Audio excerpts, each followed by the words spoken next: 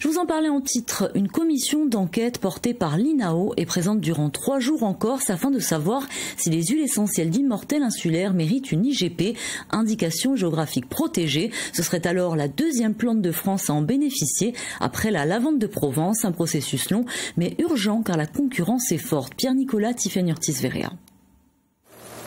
Pascal Chérubin exploite depuis 2007 de l'immortelle dans la plaine de Ghisonaccia. Ce matin, elle récolte et une commission d'enquête de l'INAO vient la voir. L'idée est de promouvoir une éventuelle IGP, indication géographique protégée, pour l'huile essentielle d'immortelle de Corse. Les enquêteurs de l'INAO veulent tout savoir jusqu'au transport des plantes pour définir un cahier des charges. Direct dans le camion. C'est en vrac. Ouais. D'accord, ok. Ok. Et chargé à la main. Il y aura une description du produit avec la composition analytique, les données organoleptiques, et puis l'aire géographique de production, les critères de sélection des parcelles, l'entretien des parcelles, voilà.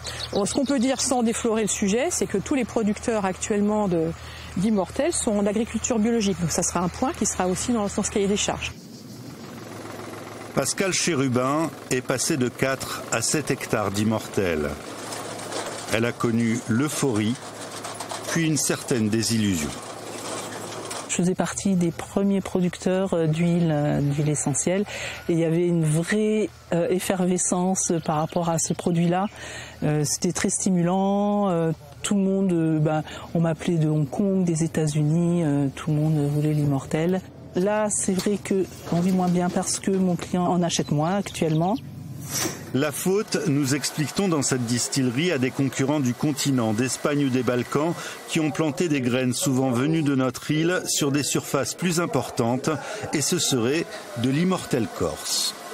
Des grands groupes mondiaux établissent des fermes dans les Balkans, par exemple, ou au Maroc, et s'approvisionnent en huile essentielle à un prix de 400 € du kilo, par exemple, d'huile essentielle, alors que chez nous, en Corse, on considère qu'en dessous de 1500 €, on n'est pas rentable.